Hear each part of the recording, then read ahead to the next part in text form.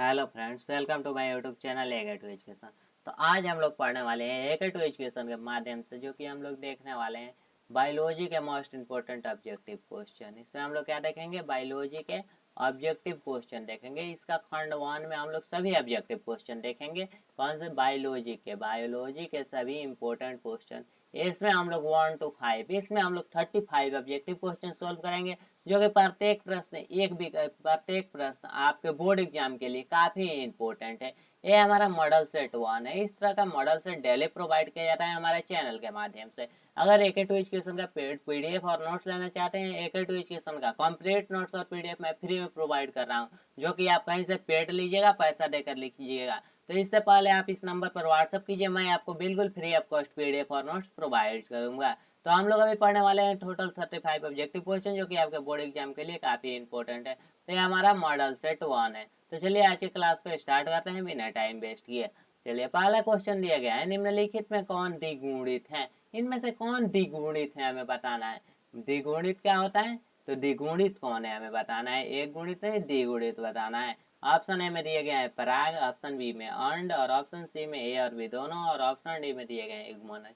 तो जो द्विगुणित होता है, हम इतने दिन से सुनते आ रहे हैं, युग्मनज द्विगुणित होता है क्या? तो युग्मनज हमारा द्विगुणित होता है। ऑप्शन नंबर डी इसका राइट आंसर हो जाएगा। 2 नंबर क्वेश्चन है, किस फल का बीज चोल खाया जाता है? किस फल का बीज चोल खाया जाता है? शरीफा, ऑप्शन बी लीची, ऑप्शन सी जायफल।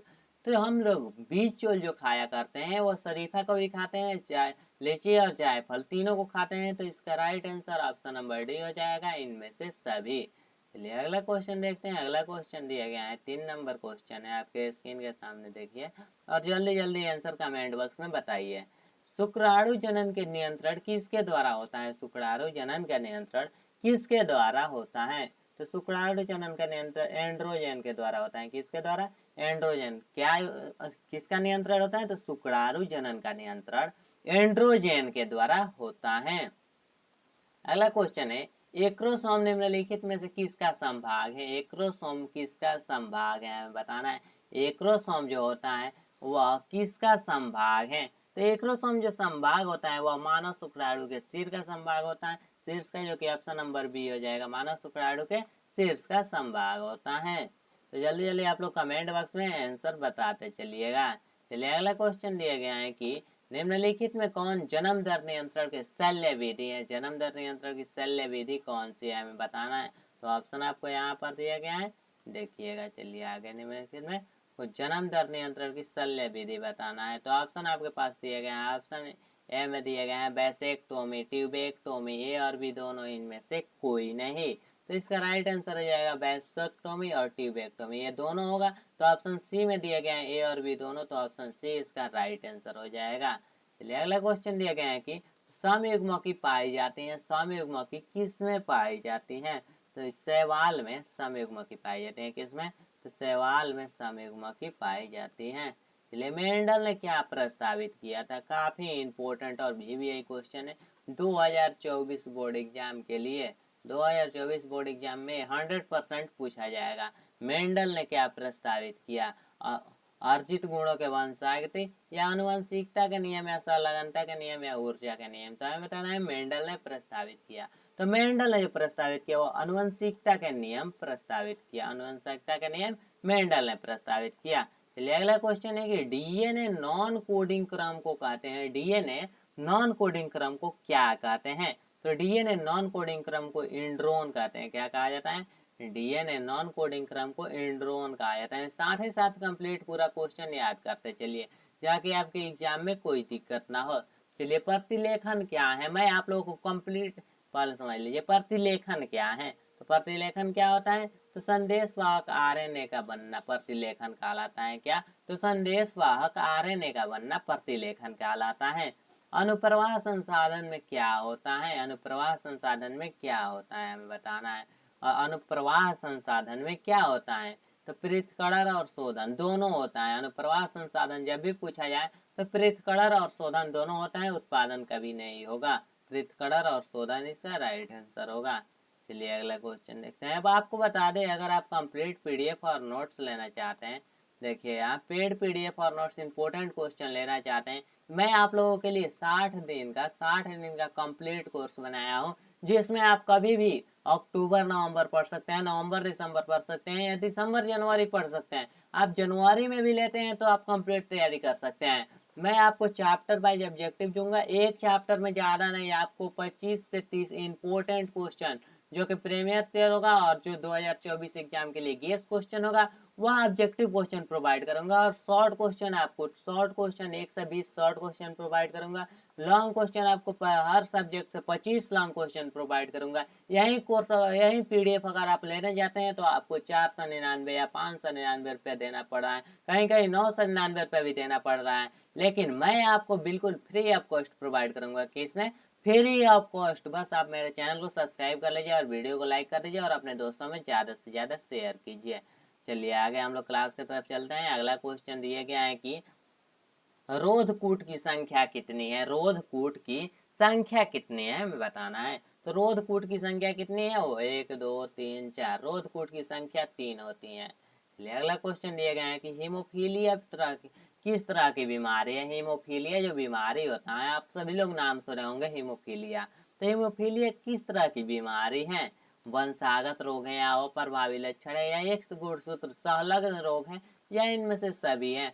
तो यह वंशागत रोग भी है, अप्रभावी लक्षण भी है, एक्स गुणसूत्र संलग्न रोग भी है। तो इसका right answer option number D हो जाएगा, इनमें से सभी। इनमें से सभी इसका राइट आंसर हो जाएगा। चलिए अगला क्वेश्चन दिया गया है कि एकिडना क्या है। क्वेश्चन है एकिडना क्या है, हमें बताना है। अवशेषी जीव है, या योजक कड़ी है, या विलुप्त कड़ी है, या इनमें से कोई नहीं है। तो एकिडना क्या होता है? तो एकिडना एक योजक कड़ी है। क्या है? एकिडना योजक कड़ी है। चलिए आगे क्वेश्चन दिया गया है ECORI इंजन का स्रोत क्या है। ECORI इंजन का स्रोत क्या है? तो ECORI इंजन का स्रोत होता है इकोलाई। इकोलाई हिंदी में बहुत लोग देख रहे हैं तो कंफ्यूज हो रहे हैं, यहाँ इंग्लिश देखिए, इकोलाई इसका राइट आंसर होगा।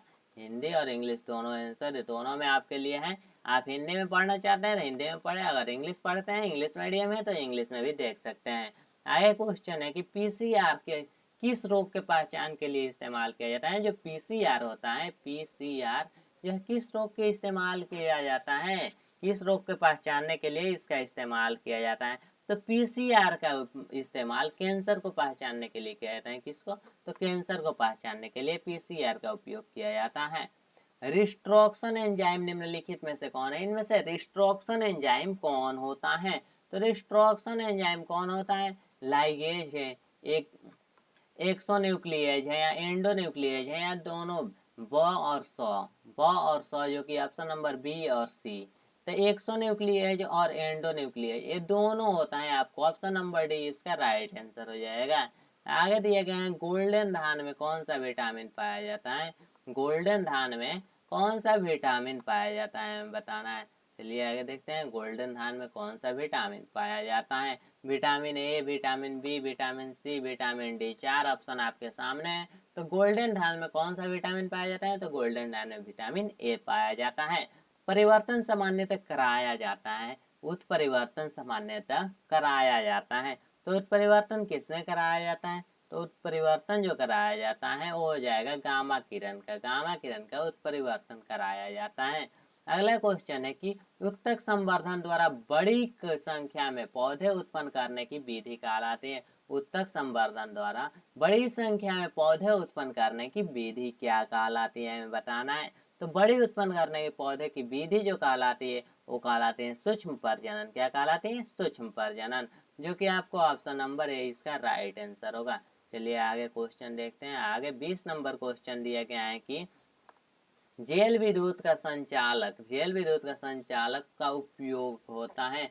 जेल विद्युत इलेक्ट्रोफोरेसिस का उपयोग होता है। तो इसका उपयोग किस लिए होता है? तो इसका हमें ओनली उपयोग बताना है। तो इसका उपयोग किस लिए होता है? डीएनए के पृथक करने के लिए, या आरएनए को पृथक करने के लिए, या प्रोटीन को पृथक करने के लिए, या सभी को पृथक करने के लिए। जब पूछ दिया जाए आपसे जेल विद्युत का संचालक का उपयोग, तो डीएनए हो, आरएनए हो, प्रोटीन हो, सभी के पृथक करने के लिए किसका उपयोग किया जाता है? जेल विद्युत का उपयोग किया जाता है। जेल विद्युत का उपयोग किया जाता है सभी को पृथक करने के लिए। तो ऑप्शन नंबर डी इसका राइट आंसर होगा। चलिए अगला क्वेश्चन दिया गया है कि टीआई प्लाज्मिड पाया जाता है, टीआई प्लाज्मिड पाया जाता है तो एग्रोबैक्टीरियम ट्यूमिफेसियंसी में पाया जाता है, किसमें, एग्रोबैक्टीरियम ट्यूमिफेसियंसी में टीआई प्लाज्मिड पाया जाता है। चलिए अगला क्वेश्चन दिए गए हैं 22 नंबर क्वेश्चन है कि यौन संचारित रोग निम्नलिखित में से कौन है, इसमें से यौन संचारित रोग कौन सा है। ऑप्शन ए में एड्स है, ऑप्शन बी में सिफिलिस है, ऑप्शन सी में गनोरिया है और ऑप्शन डी में इनमें से सभी हैं। तो कौन सा हो जाएगा, एड्स भी आपको यौन संचारित रोग है, सिफिलिस भी यौन संचारित रोग है, गनोरिया भी यौन संचारित रोग है, तो इनमें से सभी आपका राइट आंसर हो जाएगा।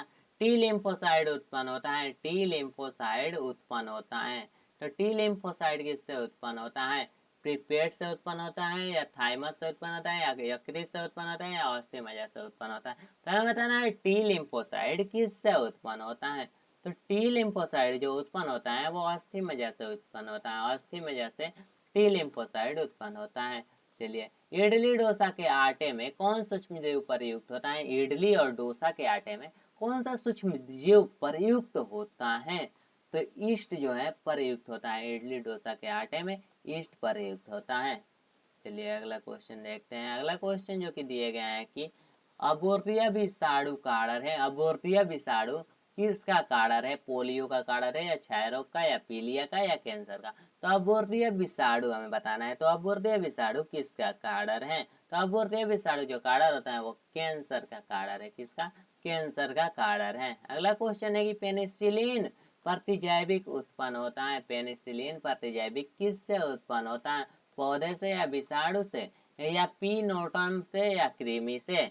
तो फिर हमें बताना है पेनिलियम प्रतिजैविक उत्पन्न होता है, तो पेनिलियम प्रतिजैविक जो उत्पन्न होता है पीनेटम, पीनेटम से उत्पन्न होता है, जो कि ऑप्शन नंबर सी इसका राइट आंसर हो जाएगा।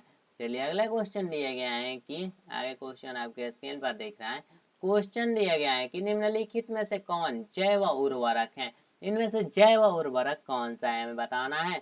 तो जैव उर्वरक कौन है, तो माइकोराइजा दिया गया है, फ्रैंकिया, एजोबैक्टर, ये सभी आपका जैव उर्वरक हैं, तीनों माइकोराइजा, फ्रैंकिया, एजोबैक्टर सभी आपका जैव उर्वरक हैं। चलिए आगे क्वेश्चन दिया गया है निम्नलिखित में से कौन नाइट्रोजन चयापचय होता है, नाइट्रोजन चयापचय होता है, निम्नलिखित में से कौन नाइट्रोजन चयापचय होता है। तो नाइट्रोजन चयापचय पूछा जाए तो आपको दिया गया है राइजोबियम, एस्टोनियन, एंडोबैक्टर, इनमें से सभी, तो इनमें से सभी इसका राइट आंसर हो जाएगा ऑप्शन नंबर डी। चलिए अगला क्वेश्चन दिया गया है 29 नंबर क्वेश्चन है कि पौधे में पीड़कनाशी, पौधे में पीड़कनाशी प्रतिरोधक जीन होता है, तो पौधे में पीड़कनाशी प्रतिरोधक जीन कौन होता है, तो बीटी जीन होता है, पौधे में पीड़कनाशी प्रतिरोधक। अगला क्वेश्चन है परितंत्र शब्द क्या है, परितंत्र शब्द क्या है, परितंत्र शब्द क्या है, खुरान है या एलेन वर्म है। तो हमें बताना है परितंत्र शब्द क्या है, तो परितंत्र शब्द जब भी पूछा जाए तो इसका राइट आंसर हो जाएगा एजिटोन्सले, एजिटोन्सले है, एजिटोन्सले। चलिए अगला क्वेश्चन दिया निम्नलिखित में से कौन प्रकृति परितंत्र का उदाहरण है, प्रकृति परितंत्र का उदाहरण जब भी पूछा जाए तो आपको ऑप्शन ए में वन दिया गया, ऑप्शन बी में नदी, ऑप्शन सी में तालाब और ऑप्शन डी में सभी दिया गया है। तो इसका राइट आंसर हो जाएगा सभी, प्राकृतिक परितंत्र वन भी है, नदी भी है, तालाब भी है, ये सभी प्राकृतिक परितंत्र है। चलिए अगला क्वेश्चन दिया गया है कि ऊर्जा का पिरामिड हमेशा, ऊर्जा का पिरामिड हमेशा कैसा होता है, सीधा होता है या उल्टा होता है या तिरछा होता है, इनमें से कोई। तो ऊर्जा का पिरामिड हमेशा सीधा होता है, ऊर्जा का पिरामिड कैसा होता है, तो ऊर्जा का पिरामिड हमेशा सीधा होता है। चलिए अगला क्वेश्चन दिया गया है कि निम्नलिखित में से कौन विलुप्त स्पीसीज है, इनमें से कौन विलुप्त स्पीसीज है हमें बताना है, जो स्पीसीज विलुप्त हो चुके हैं। निफेंथिस है जो कि विलुप्त स्पीसीज है, जो कि ऑप्शन नंबर बी इसका राइट आंसर हो जाएगा। विश्व में कुल कितने जैव विविधता हॉटस्पॉट है, विश्व में कुल कितने जैव विविधता हॉटस्पॉट है, तो विश्व के हमें बात किया जा रहा है, विश्व के जब भी बात किया जाए तो 34 विश्व में टोटल जैव विविधता हॉटस्पॉट है। अगला क्वेश्चन है ओजोन परत वायुमंडल में पाया जाता है, ओजोन परत में वायुमंडल में कहाँ पाया जाता है, ओजोन परत तो वायुमंडल में पाया जाता है लेकिन कहाँ पर पाया जाता है, संपात मंडल में पाया जाता है, ओजोन परत वायुमंडल के संपात मंडल में पाया जाता है। चलिए आगे हम लोग समझ लेते हैं कुछ अपने स्पेशल नोट्स के बारे में। ये आपका सब्जेक्टिव है, ये मैं पीडीएफ व्हाट्सएप ग्रुप में डाल दूंगा, तो व्हाट्सएप ग्रुप जरूर से ज्वाइन कर लें, जिसमें ऑब्जेक्टिव के साथ में आपको सब्जेक्टिव भी प्रोवाइड किया गया है कम्प्लीटली। तो सब्जेक्टिव दोनों है पीडीएफ में, तो आप लोग ज्वाइन कर लीजिए व्हाट्सएप ग्रुप। और आगे आपको बताया इसका आंसर भी आप लोगों को मिल जाएगा इसी पीडीएफ में। तो अगर कोई डाउट समस्या हो तो नीचे डिस्क्रिप्शन में कोई भी डाउट तो आप पूछ सकते हैं। कोई क्वेश्चन समझ में नहीं आया हो, दोबारा उसे पूछना हो तो व्हाट्सएप नंबर पर मैसेज कर सकते हैं, नहीं तो डिस्क्रिप्शन में संपर्क कर सकते हैं। आज के वीडियो में इतना ही, मिलते हैं नेक्स्ट वीडियो में। जय हिंद, वंदे मातरम।